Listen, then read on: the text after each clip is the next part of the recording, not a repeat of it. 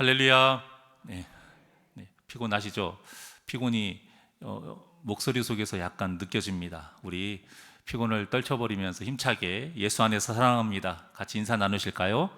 예수 안에서 사랑합니다. 네, 감사합니다.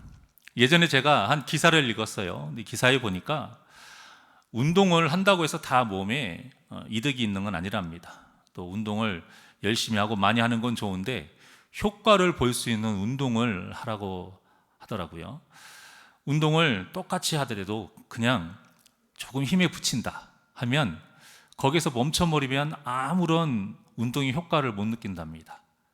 그래서 운동 효과를 제대로 보려면 근력 운동을 할 때, 근력 운동을 이런 근력을 키우기 위해서, 근육을 키우기 위해서 운동을 할 때 분명히 힘든 때가 딱 온대요.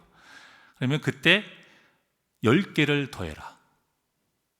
그러면 근육이 생긴답니다. 또 지구력 운동하죠. 뛴다던가 이러한 지구력 운동을 할 때, 유산소 운동 같은 거 할 때 힘든 딱 그때가 온답니다. 그러면 그때 10분을 더해라. 그러면 운동의 효과를 본답니다. 그렇게 해야 근육이 붙고 그렇게 해야 건강해질 수 있다고 전문가가 말을 하더라고요. 참 맞는 말이죠. 누구나 운동을 하다 보면 힘든 때가 있어요. 근데 그때 거기에서 그만두면 운동 효과가 하나도 없는 것이죠. 어떤 분이 자기는 2시간, 매일매일 2시간을 걷는데요. 그런데 1시간 걷는 사람보다 왜 자기는 효과를 못 보고 허리도 계속 아프고 그렇대요. 허리가 아파서 걷는데 왜 저는 나아지지가 않을까요? 하고 봤더니 운동하다가 조금 힘들면 자리에 앉아가지고 하늘 쳐다보고 주위 구경하고, 또 걷다가 힘들면 가지고 온 간식 까먹고, 이렇게 해서 2시간을 걷는답니다. 그러면 아무런 효과가 없죠. 땀이 나도록 몸에 힘들어도 그걸 이겨내면서 운동을 해야 그 효과가 있는 것이죠. 그 기사의 내용이 오늘 어찌 보면 본문의 내용과 같습니다. 그리스도인들도 누구나 믿음이 성장하고 견고해지기를 원합니다. 그리고 그렇게 돼야 돼요. 우리는 다 성장해야 됩니다. 그렇지 않으면 고인물이 썩듯이 믿음이 쇠퇴하게 되어 있습니다. 믿음이 정체되는 것 같아 보이지만요, 믿음에는 정체라는 것은 없어요. 믿음은 성장이냐 쇠퇴냐, 딱 이 둘 중에 하나인 것입니다. 그렇기 때문에 어항의 물이 오염되지 않도록 자꾸 우리가 뭘 해주죠? 계속 산소를 공급해 주잖아요. 물레방아 돌듯이 계속 그런 산소의 기포가 있어야 하는 것처럼 우리의 믿음도 쇠퇴하지 않도록 계속 말씀과 기도를 공급해 줘야 하는 것입니다. 그런데 믿음이 성장해도 우리가 열심히 한 만큼 항상 일정하게 그렇게 속도로 성장하는 것은 아니죠. 어떤 때는 너무 더디게 성장하기도 하고, 어떤 때는 갑자기 크게 성장할 때도 있어요. 제가 키가 약간 작습니다. 180. 그런데 이 180의 키가 사실은 원래 꾸준히 커왔던 키는 아니었어요. 제가 한 고등학교 1학년 때까지만 해도 한 기본 그 정도, 평균 아니면 평균 약간 밑에였는데 고2 때 갑자기 큰 겁니다. 그렇다고 고2 때 갑자기 많이 먹거나 운동을 했느냐, 그런 것도 아니에요. 어느 순간 쏙 크더라고요. 근데 마찬가지로 믿음도 그런 때가 있더라고요. 어느 때 갑자기 다 크게 성장하는 때가 있어요. 그런데 어느 때 그렇게 성장하는가 하고 봤더니 바로 고난과 이 시련이라는 영적인 피곤함이 찾아올 때 그것을 이겨내면 믿음이 확 크더라고요. 만약에 이때 쉬어버리면, 조금 힘들고 조금 괴롭고 좀 피곤하다고 이때 쉬어버리면 힘들어서 운동을 쉬는 것과 마찬가지로 믿음이 성장할 수가 없는 것입니다. 우리의 믿음이라는 것이 시간이 지날수록 성장하는 것 아닙니다.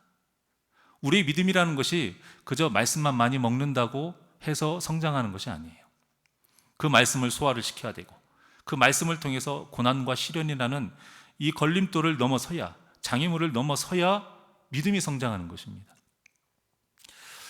오히려 우리가 이렇게 영적으로 피곤할 때일수록 더 내 자신을 바짝 조여야 되고, 더 정신을 차려야 되고, 더 말씀과 기도로 무장하고, 더 맡겨진 사명을 다해야 우리의 믿음이 성장하는 것입니다. 자, 오늘 본문에 기드온과 이 300용사가 이러했어요. 동방 사람의 모든 군사 12만 명을 하나님이 도우심으로 인해서 고작 딱 300명으로 다 죽였습니다.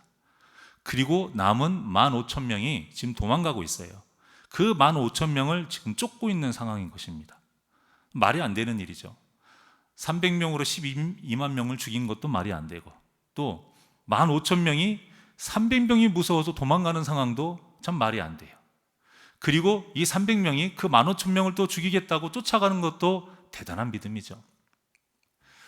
그런데 다른 사람들은 같이 전쟁에 동참하지도 않았으면서 지금 전쟁의 승리에 막 취해 있습니다. 그리고 전리품을 챙기느라 정신이 없어요. 그런데 정작 전쟁에 참여한 이 300명은 계속 요단강을 건너고 험난한 곳을 가로지르면서 지금 도망간 적들을 힘들게 추격하고 있는 것입니다. 그래서 오늘 본문 4절에 보면 뭐라고 나와 있냐면 지금 피곤이 몰려온 거예요. 피곤함 중에서도 계속 추격하고 있는 것입니다. 육체적인 피곤과 함께 지금 정신적인 피곤까지 같이 몰려온 겁니다. 세력이 크다고 지금 같이 싸우러 가자고 하지 않았다. 지금 이전에 보면 1절에서 3절까지의 내용이 뭐냐면 에브라임 족속들이 지금 계속 시비를 걸어오는 거예요. 왜 나는 부르지 않았느냐? 다 전쟁이 끝나고 나니까 거칠애를 하는 것이죠. 인정받고 싶은 것이죠. 세력이 크니까. 그런 식으로 계속 시비를 걸어와요. 또 지금 추격하는 와중에 피곤하니까 같은 동포입니다. 숫곳 사람과 또 분우엘 사람들에게 우리가 피곤하니 떡을 좀 줘라. 그렇게 지금 요청을 하고 있어요. 그럼에도 한결같이 뭘 어떻게 하냐? 거부합니다. 그리고 조롱합니다. 지금 너희들이 그 족장, 그 왕 2명을 잡고 있는 것도 아닌데 지금 잡은 것처럼 얘기하는구나. 이렇게 말을 하는 거예요. 속내는 뭐냐면 내가 너희들한테 이 300명 가지고 지금 15,000명의 그 사람들을 지금 쫓는다고 하는데 내가 너희들을 도와줬다가 나중에 그 사람들에게 우리가 피해를 보면 어떻게 하냐. 그러니까 안 주는 것이죠. 자, 이런 식으로 지금 기드온과 이 300용사는 지금 육적으로도 피곤하고 이 영적으로도 정신적으로도 굉장히 많이 피곤한 상태인 것이죠. 그렇다면 이쯤에서 좀 쉴 법도 합니다. 그런데도 그러지 않았어요. 사실 이 기드온과 300용사가 여기에서 쉰다 해도 누가 뭐라고 할 사람 없습니다. 아니 300명으로 지금 12만 명을 죽였는데요. 그러면 그들이 쉰다고 해서 누가 뭐라고 하겠습니까? 이미 그러한 상황에 있음에도 기드온과 300용사는 쉬지 않았어요. 피곤한데도 계속 나머지 잔당들을 지금 추격한 것입니다. 그게 사명이니까, 하나님의 명령이니까. 그래서 결국 오늘 본문의 마지막 절 12절에 보면 어떻게 됐냐면 15,000명을 다 무찌릅니다. 그래서 완벽한 승리를 이룰 수가 있었던 것이죠. 자, 우리의 신앙생활도 이와 같습니다. 고난과 이 시련이 닥쳐오는 영적으로 피곤할 때야말로 우리의 믿음이 더 견고해지는 기회의 시간이에요.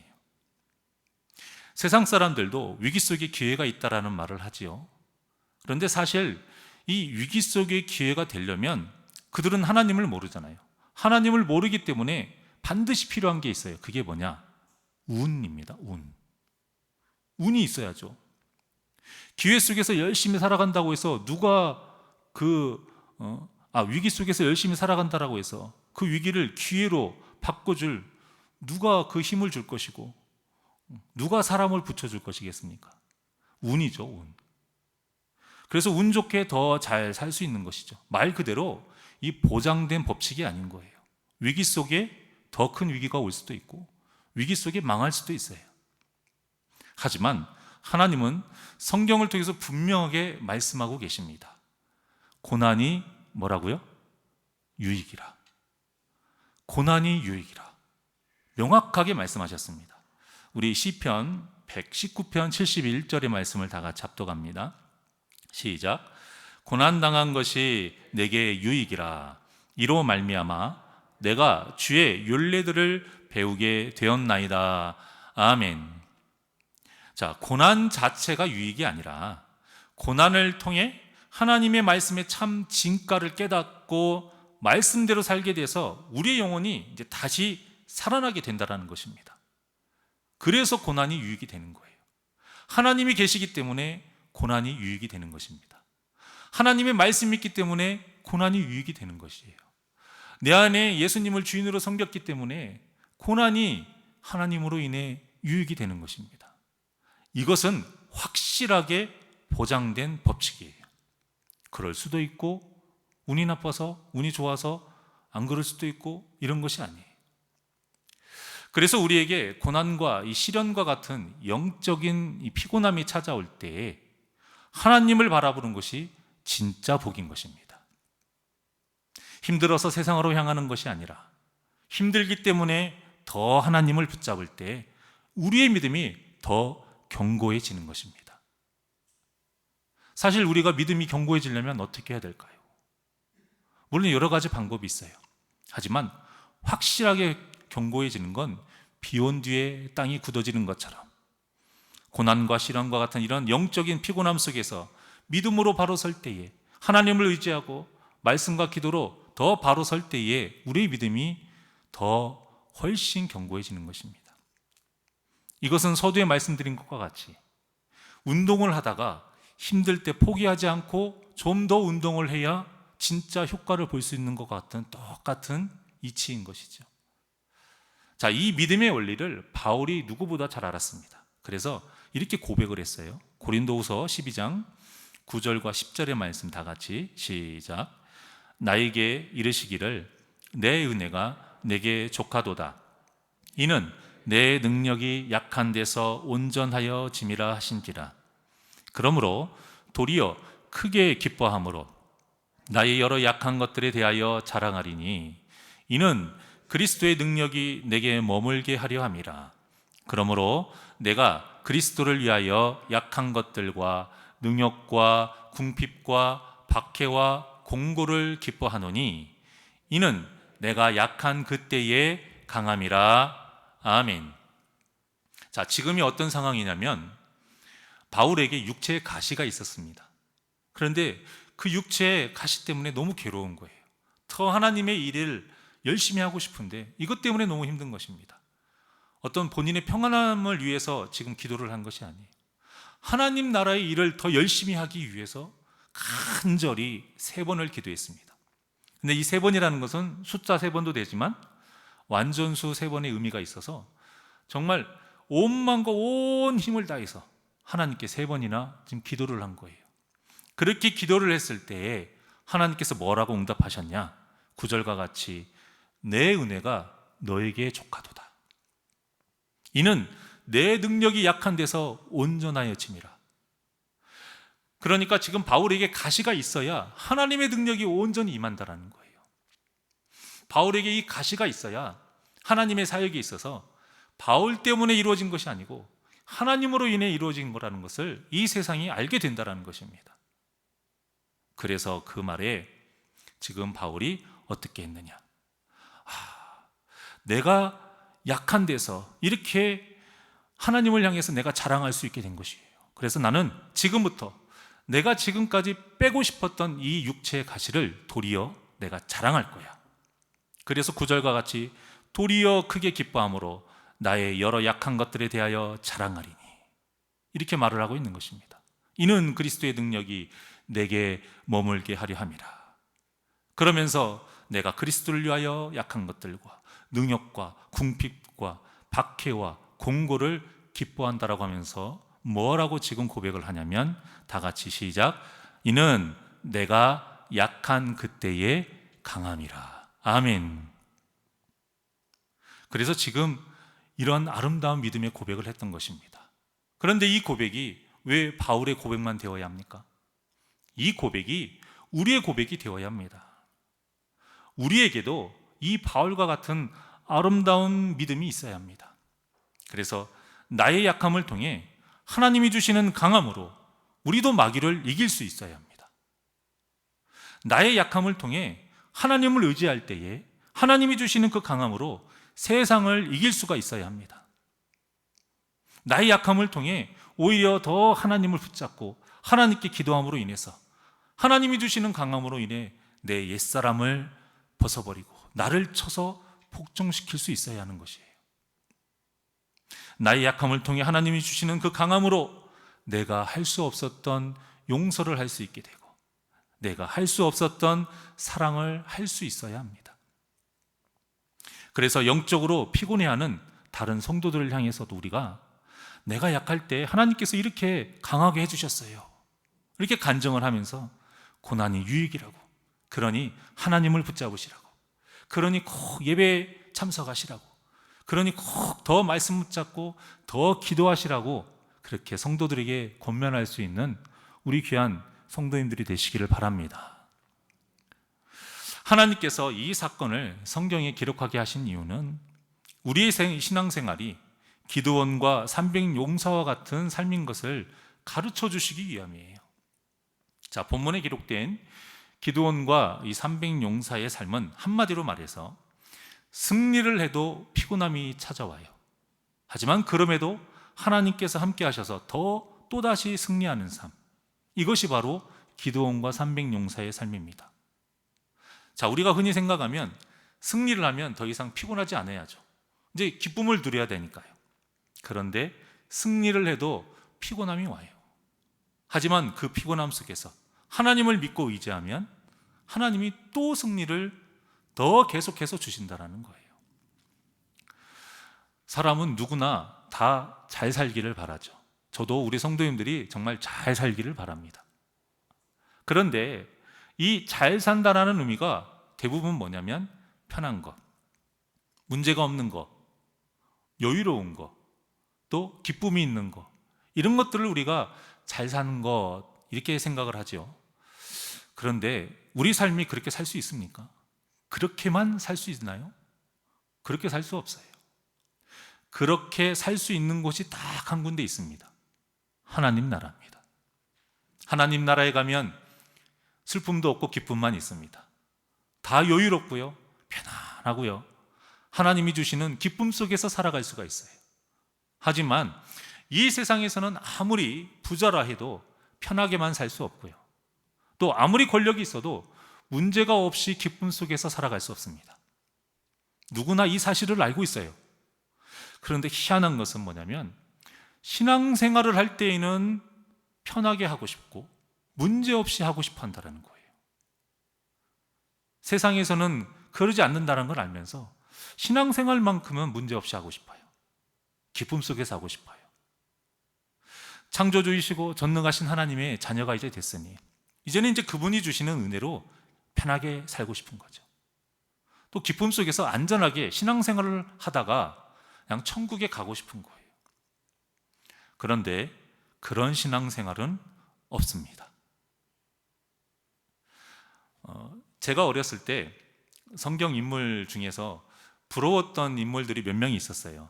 그 중에 한 명이 약간 부끄럽긴 하지만 누구냐면 예수님께서 십자가에 달려 돌아가실 때 한쪽에 있었던 강도, 그 강도가 부러워했던 인물 중에 하나였습니다. 지금은 부러워하지 않습니다.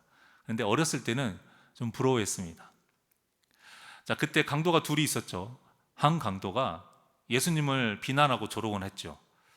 네가 그리스도라며 그러면 너도 구원하고 우리 둘도 좀 구원해줘라, 이렇게 조롱했습니다. 그러니까 나머지 한 강도가 뭐라고 하냐면 우리는 죄가 있어서 당연히 이렇게 십자가 처형을 당해야 하지만 이분은 죄가 없으시다, 너 그런 말 하지 마 라고 꾸짖습니다. 그러면서 예수님께 뭐라고 하냐면 예수여, 당신의 나라에 임하실 때에 나를 기억하소서.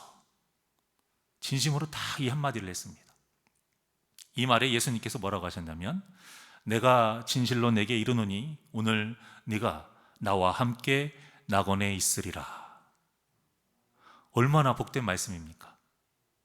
저는 이 말씀이 너무 좋은 거예요. 물론 그 강도의 삶을 부러워한 것은 아닙니다. 물론 그때는 진짜 강도인 줄 알았죠. 지금의 이제 공부하고 나서 보니까 사람을 약탈하고 하는 그런 나쁜 강도가 아니라는 것, 정치적으로 로마에 맞서서 싸운 어떤 그런 사람이라는 것을 이제는 알았지만 어쨌든 그렇다 할지라도 제가 그런 삶을 부러워한 것은 아니었어요. 단지 제가 죽기 전에 이렇게 회개할 수 있는 기회가 주어지기를 바랐던 거죠.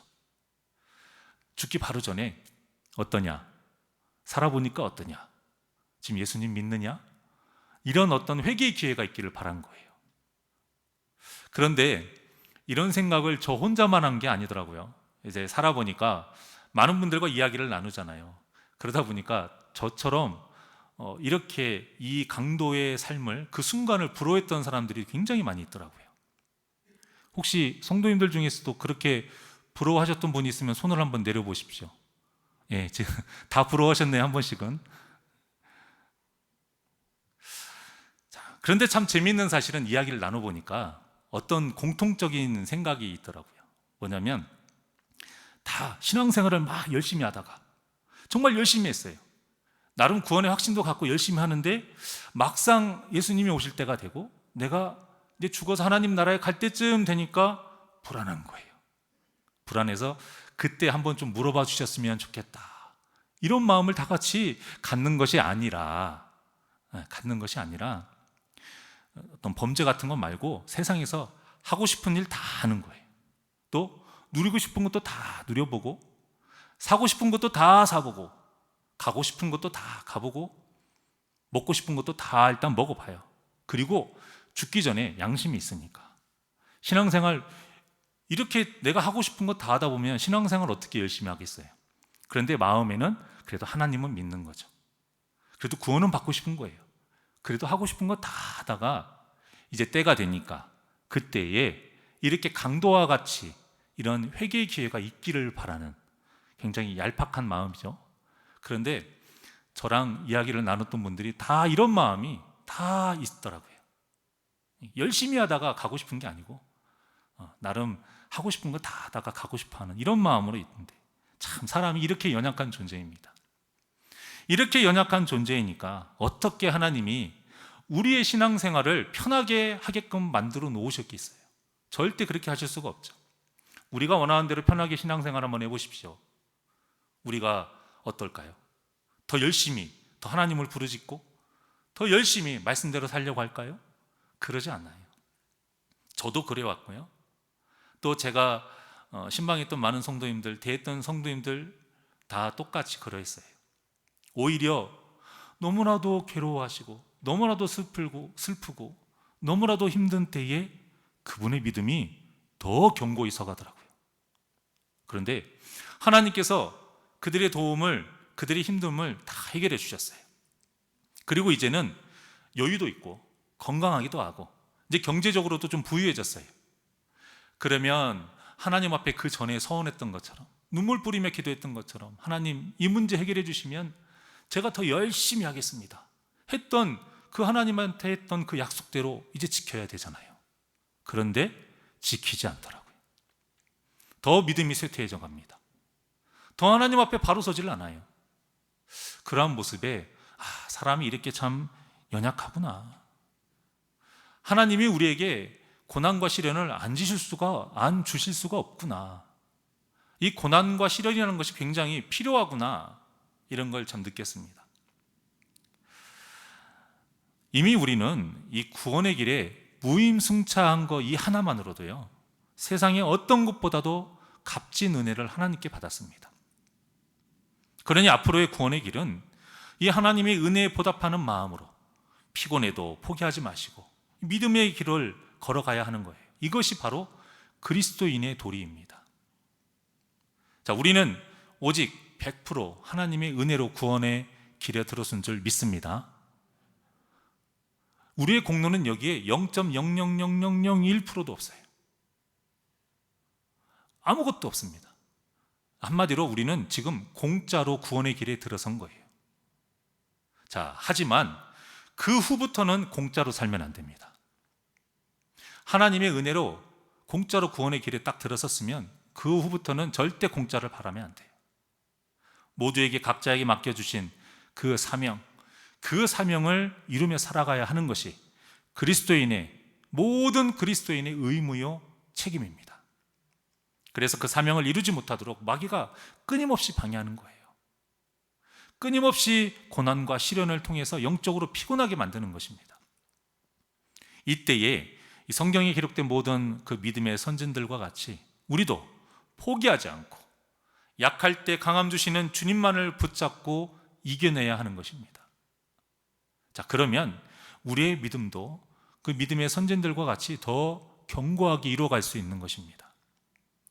자, 때로는 본문에 나와 있는 이 숫곳 사람들과 또 분우엘 사람들과 같이 같은 믿는 사람이면서 도와주지는 못할 망정 더 힘 빠지게 하는 사람들도 있습니다. 다윗이 도망할 때에 다윗을 저주한 시므이 있죠. 그 시므이와 같은 사람들이 어디를 가나 꼭 있어요. 그럼에도 기드온과 이 300용사 또 다윗은 절대 하나님의 뜻에 맞지 않는 길을 선택하지 않았습니다. 더 하나님을 붙잡았어요. 사람에게 낭망한 것을 더 하나님께 의지했습니다. 우리에게 이런 믿음이 있어야 합니다. 우리가 믿음으로 더 바로 서려고 할 때마다 마귀가 그것을 그냥 지나치지 않고 더 집요하게 공격을 하는 겁니다. 특히 가족이나 성도를 통해서 공격을 하면서 막 의욕을 떨어뜨리는 거예요. 그러면서 뭐라고 하냐면, 어떤 마음을 들게 하냐면, 그래, 나도 이제 이렇게 유별나게 신앙생활하지 않고 좀 편하게 살아보자, 이런 마음을 주는 것입니다. 유별나다고 생각하십니까? 그러면 그게 맞는 길입니다. 편하게 좀 믿음 생활을 하고 싶은 마음이 드십니까? 그거 틀린 겁니다. 우리는 편안하게 뜨겁지도 차갑지도 않게 물에 물 탄 듯 뭐에 뭘 탄 듯 그렇게 살아가는 신앙생활을 할 수가 없어요. 그건 하나님이 바라시는 신앙생활은 아니고 그런 신앙생활을 할 수도 없습니다. 그것이 마귀가 의도하는 거예요. 좀 편해보자, 유별나게 더 이상 좀 살아보지 말자, 이때를 조심해야 합니다. 이때가 바로 우리가 기도해야 할 때입니다. 뭐 해야 될 때요?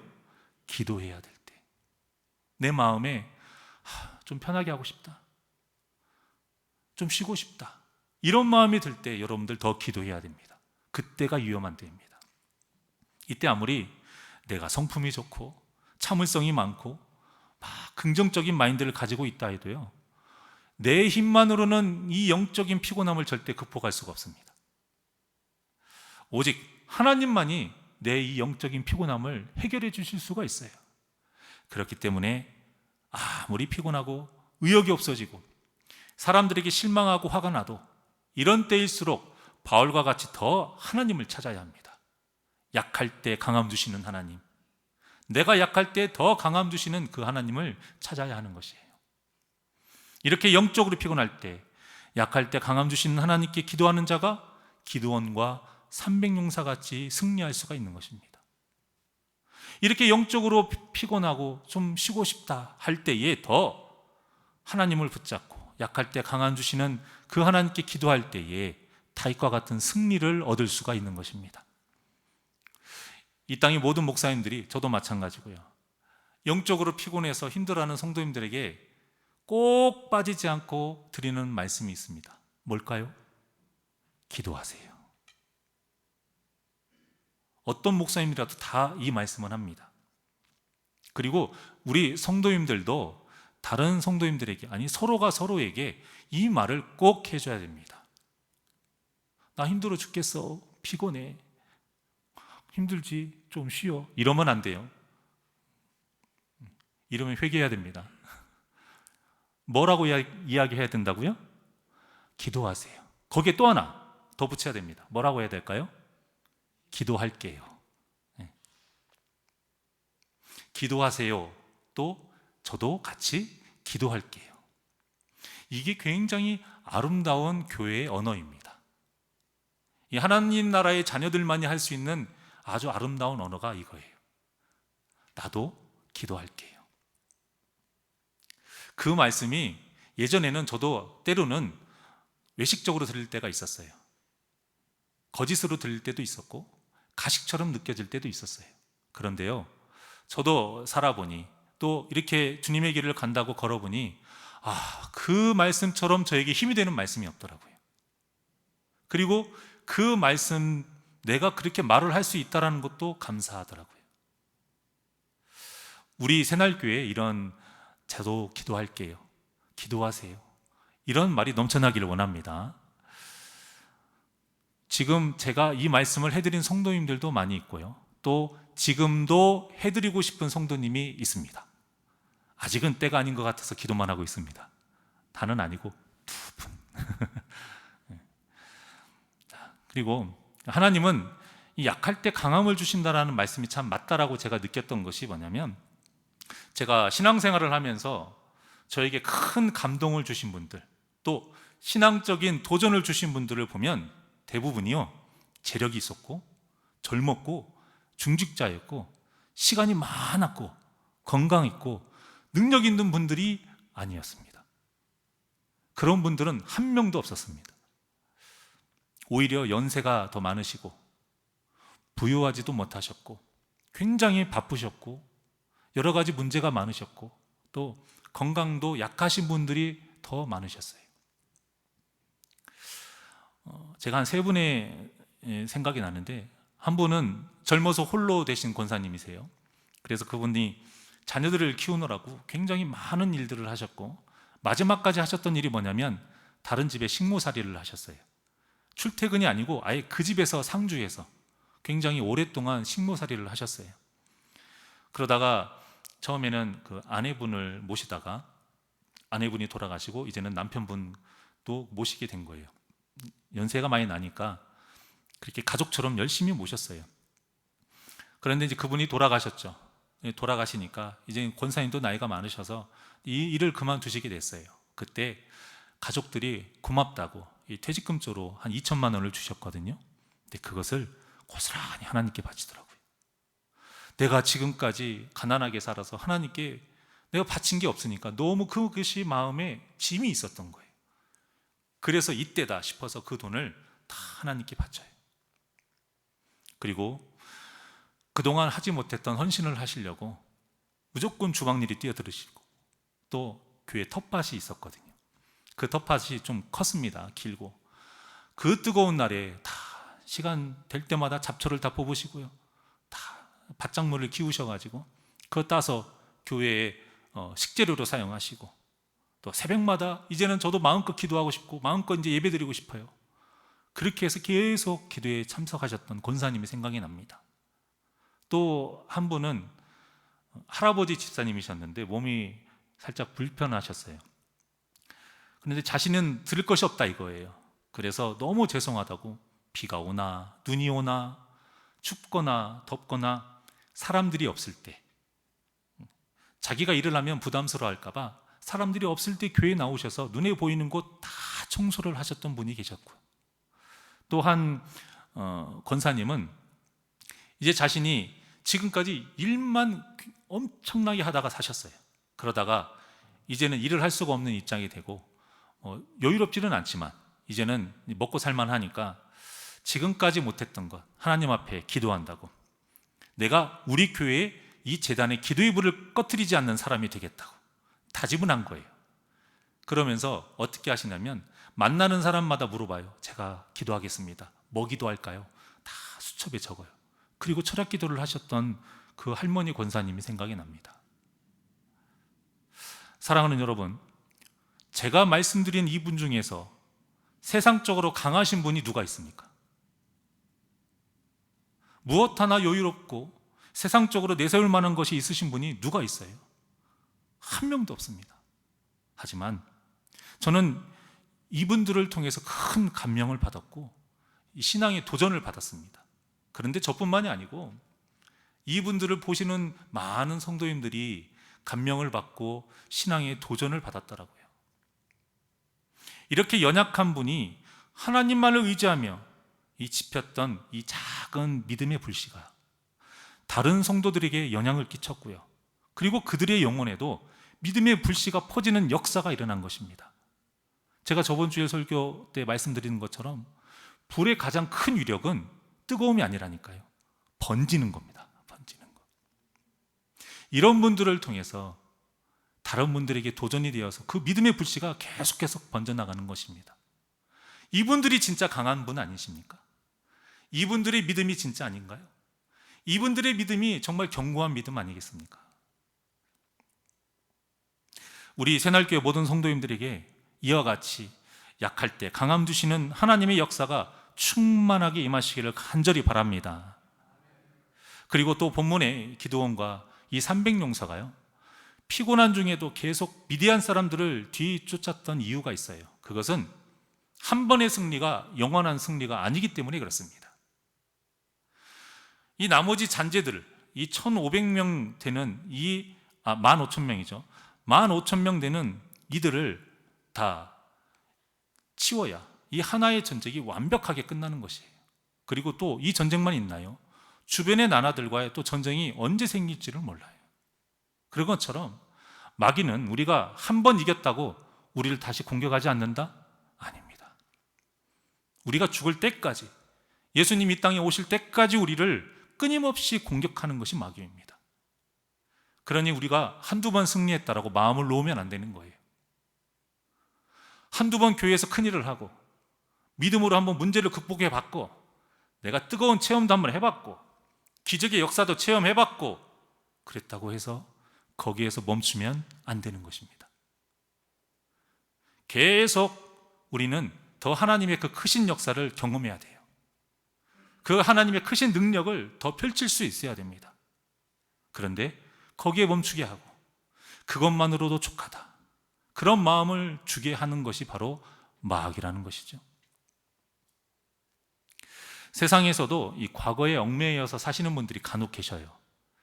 근데 제가 그런 분들을 볼 때마다 그 과거의 영광 속에서 묶여서 현재의 아픔과 이 현재의 슬픔에서 벗어나라고 하시는데, 참 그 모습이 안쓰러운 마음이 듭니다.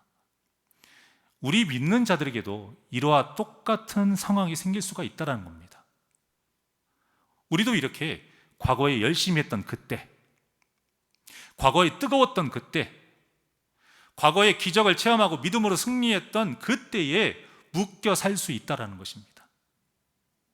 이 모든 것이 다 마귀의 계략임을 아시고, 우리의 싸움은 주님 날아가는 그 순간까지 계속해야 하는 믿음의 선한 싸움입니다. 그렇게 끝까지 하나님만을 의지하면서 우리는 계속 승리해 가야 하는 것이에요. 우리에게 가장 중요한 때는 과거도 아니고 현재도 아닙니다. 우리에게 가장 중요한 때는 이 땅에 주신 주님이 오시는 그때, 주님이 오셔서 만나는 그때가 우리에게 가장 중요합니다. 예수님은 그때 우리의 믿음을 보시는 거예요. 그래서 우리는 과거의 승리에 취해 있으면 안 됩니다. 그러니 사랑하는 여러분, 그 과거의 영광에, 그 과거의 승리에 취해 있지 마시고, 지금의 편안함에 안주하지도 마시고, 또 지금의 고난과 시련에 꺾이지도 마시고, 지금의 영적인 피곤함에 포기하지 마시고, 약할 때 강함 주시는 하나님만을 의지하셔서 구원의 승리를 누리시기를 주님의 이름으로 간절히 축원합니다. 우리 이 시간 거룩하신 하나님, 하나님께 찬양 드리시겠습니다.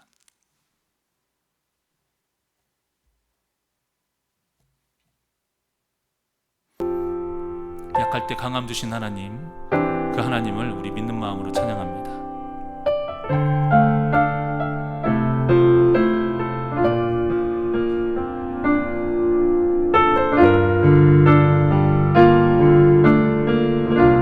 거룩하신 하나님,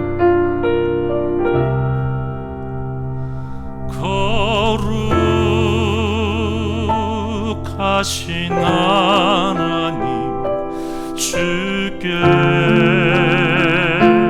감사드립니다.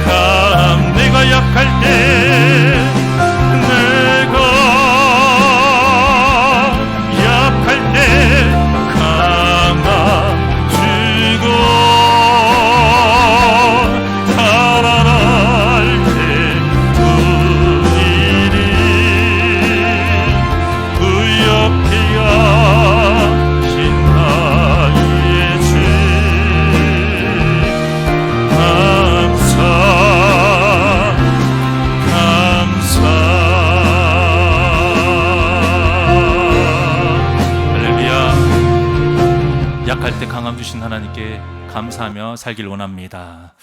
우리 찬양, 우리 기도하시겠습니다. 언제나 우리를 도우시고 힘주시는 하나님 아버지, 어떠한 고난과 시련이 닥쳐온다 할지라도 세상을 의지하지 아니하고 오직 주님만을 의지할 수 있는 믿음을 주시옵소서.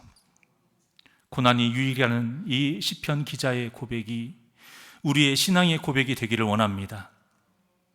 약할 때 강함을 주신다는 이 바울의 고백이 우리의 신앙의 고백이 되기를 원합니다.